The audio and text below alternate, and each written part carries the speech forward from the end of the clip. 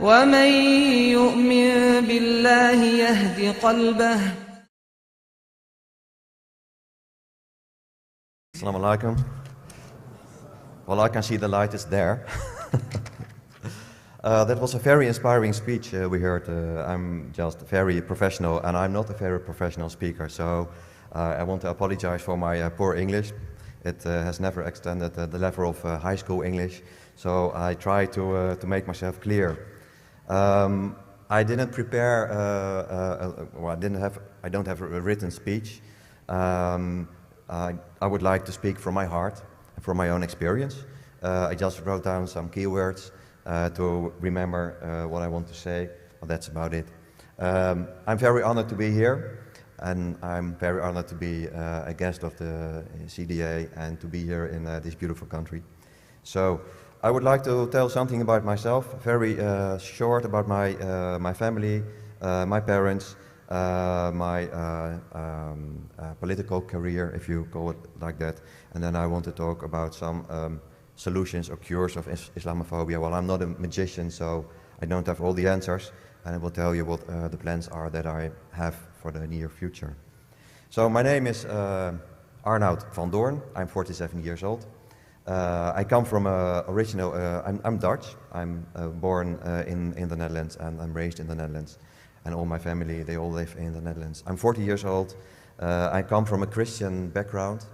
I was raised as a Christian with all the norms and values that come with it.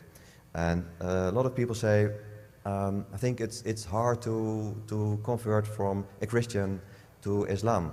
I don't think that's the case, because if you are a Christian, you are familiar with the discipline that comes with being religious. We share only one God. We recognize the prophets, and if you call them Jesus or Isa, we all from the same book of Abraham. So for me, the step from a Christian to a Muslim is not that big. I think it's much more complicated if you're an atheist or a non-believer, and then you become a Muslim. I think that's really a huge step. So I have 4 foster children. I have no children of myself. The youngest is 9 years old. Jamal, he's also a Muslim. He's from Moroccan origin, and the oldest is 22, and he already left my house. So my original profession is I'm a youth and family counselor. I'm used to work in the more difficult areas of the bigger cities in the Netherlands, where there is a lot of poverty and crime and a lot of problems. And I'm used to work with a lot of Islamic families also there in the past.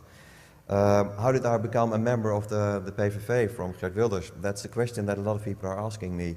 I never was an Islamophobe. I was really critical about Islam. I had all the prejudice feelings that a lot of people in the Netherlands and the West have, like Islam is violent, it's oppressing women, they're all terrorists and all this, rather dumb ideas about Islam. It's ignorance, but that is not an excuse. It's not an excuse for other people. It's not an excuse for me. But I was already a member of the Hague City Council for a local party, so I was familiar with the political structure, with the political work. I had some media training, not like this. I'm not used to speak for a big audience like this. This is completely new for me, especially when it's in English. But I had some experience, and Geert Wilders asked me, well, do you want to help me building a party? And that was about a year or 5-6 years ago, and then he was really small, and he was building up his organization. And I thought, well, yes, that might be interesting, and it's something new. It's something, it's always something special if you have to build a new political party or a new organization. So I said yes, I would like to do that. So I became a member of the PVV, and well, I was responsible for example, public relations, media, PR in the way of how to influence the people, how to influence media, and I was also writing speeches for Geert Wilders and well, things like that. More on the background. I also became, after the elections 3 years ago, a member of the Hague City Council for the PVV of Geert Wilders, and well, so I had to quit my original job, so I was completely into the work of Geert Wilders for 60, 70 hours a week. Why Islamophobia? Why did it grow so much, and why is it growing so much in the Western countries, especially in the Netherlands? I'm not sure about it, but I think there are several reasons.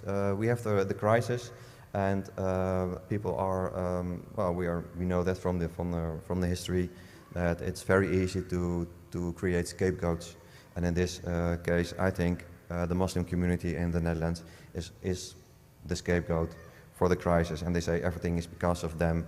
We have a lot of crime, it's also because of them. It's because of Islam. Islam is evil, and well, even politicians and media are using these feelings to create, well, they want to create an enemy, and they are succeeding in it. And that's really, well, that's really a problem. But before we go to there, a more important thing is, and a lot of you want to know, how did I become from a very critical person, very critical about Islam, actually to convert to Islam? I was within the PVV for maybe 3 years, and then I was having some doubts. People are talking to me, Muslims, and they said, you're wrong about Islam, you're wrong about these ideas. Actually, it's a very peaceful religion, it's a very wise religion, and I thought, yeah, right, of course, you're supposed to say that, but it's not the truth. But still, something inside of me was like, this is not good, something is wrong. I want to know more about this, if it's really that evil. And I started to read not only the things what I was supposed to read, that's the propaganda from the PVV, but I was reading for myself, and I started to read the Quran. I was reading about Sunnah, about Hadith, and I thought, there are so many wise and beautiful things in all this information, so it can't be really that bad. And I was getting more and more curious about Islam. And finally, a colleague of mine in the Hague City Council, he's also a Muslim, he invited me to come to the mosque in The Hague. And I thought, oh no, I don't want to go to a mosque because it's dangerous and it's so violent, and you know, they want to attack me, and ridiculous ideas, of course. But he convinced me to come with him, and I've been to the mosque, and I was really surprised. I thought they probably hate me, but they were very friendly. I've really felt welcome right away, and I was invited, and we had a long conversation. I think I arrived in the morning, about 11 o'clock in the morning, maybe 12, and I've been there till 8, 9 o'clock in the evening. So that was not what I've expected. I thought, oh, we have a short conversation, and I will see that I'm right about Islam, and they're all, you know, evil people, and then I leave, and I think, okay, I was wrong. But something happened, as I told you before. I don't know exactly what happened, but something inside, it's hard to explain, said to me, this is actually a wise religion, this is a beautiful religion, this is very peaceful. And when I was in the mosque, I really had a warm feeling, and I didn't surprise it, and I was a bit confused. And later today, in the evening, I went home, and I was really, my head was full of information, and a lot of doubts, and I was really confused. I didn't sleep for a night. And then the next morning, I thought, well, I have to go back. And I went back to the mosque, and we had another conversation, and then I was starting to read, and to learn, and to speak with a lot of scholars and other Muslims. And during this process, it would have taken maybe 6, 7 months. I thought, well, I started out of curiosity, but in the end I thought, it's not only curiosity, this is something beautiful, it's something that fits me. And that was really something I didn't expect to happen. But it did. And after 2 months, I quit the PVV, the party of Geert Wilders, and I said, this is not my place. I'm not supposed to be here. What I've done was wrong.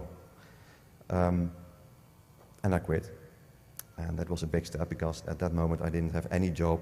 I had no income. And I went home on my bike. And I sat on the couch at home and thought, what have I done?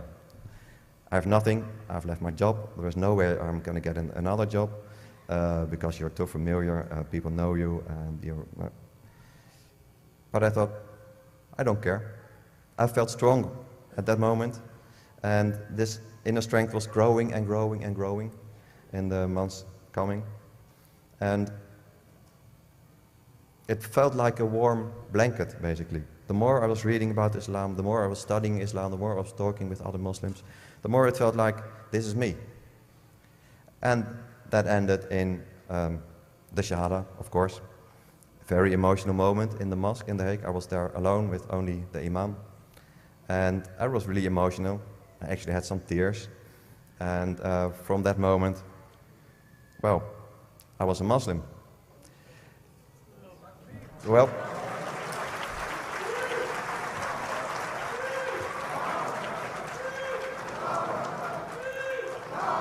thank you, thank you, thank you.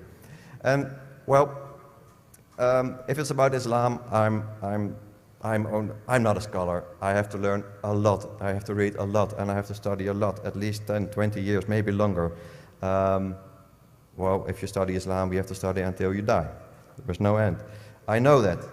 I'm not a scholar. I'm not I don't know that much about Islam. But I know it's good. I know it's wise. I know it's a very peaceful, and it has solutions for everybody and for all situations, for any person.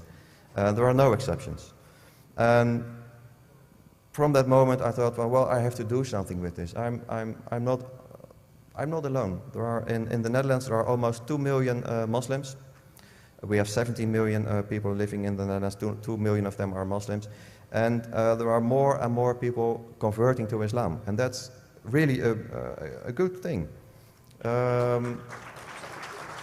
So they are losing the war on Islam. I'm sure. Only this year we have 20% more people that are converting to Islam than in the entire year 2012. And almost all of them are young people. Most of them are below the age of 25. And that's why I think we have to reach out to the young people, to the youth, because they are the future. They are the future. A lot of people of my generation and older, their mind is too polluted with wrong information by media, by politicians. I consider them, maybe without any exceptions, well, there are exceptions, of course, I'm standing here, but I consider them a lost generation. And I think we should not put too much effort into them to try them to convert, to try them to get knowledge about the real Islam. But I think we have to reach out to the youth.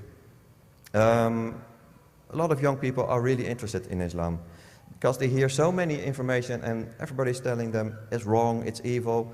But the funny thing is, because it's an issue, and young people think, most of them, so was I at that age, if all the people tell you what is wrong and right, then you want to know it for yourself and you want to find out for yourself. So that's a good thing. That's a good thing. And I think there are no solutions. There are no solutions to fight Islamophobia. But I think if we can reach the youth, then we are gaining. We are going to a right path, I think. And there is a lot of hate against Islam. A lot of people really hate Islam, and it's completely useless to get into debate with them, to try to convince them. It's just a waste of energy. But the young generation, they are curious, and we have to be patient. We have to listen to them. We have to listen to their arguments. We have to get into debate with them. Dialogue, that's the most important thing that we have to do as Muslims, because dialogue is the basis of all civilizations. And young people are, they want this dialogue, and they are interested. And of course, a lot of Muslims are angry about what's going on, about Islamophobia. But that's exactly what a lot of politicians want. They want this picture of, angry and violent people. And that's exactly what we want. We should not do that. We should give the right example. The young people, especially young people, should know that we are normal people. We are not violent. We are not oppressing women. We're not supporting terrorism. We're not all criminals.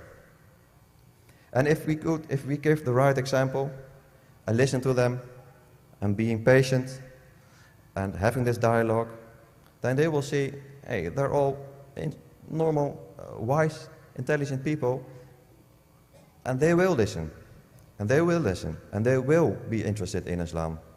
And they don't all have to convert. It would be nice, of course, but at least if they know what Islam is really about, then that will fight Islamophobia. And I think that is something that we all want, and that is going to happen. I'm sure of it. Despite all the efforts of media and a lot of politicians, they are not winning. Islam is too strong. It's too strong.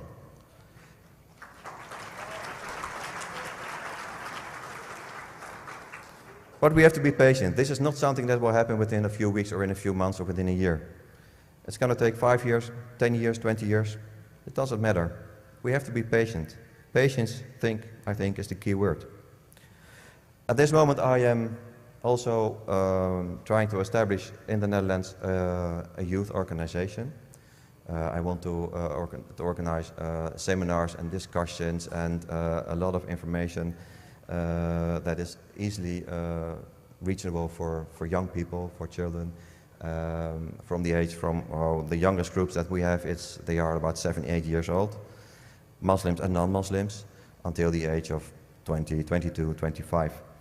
Most of them are within the age of 12 and 18, and so that's the age that they are really interested in new information. And well, I think, as I told you before, that is the future.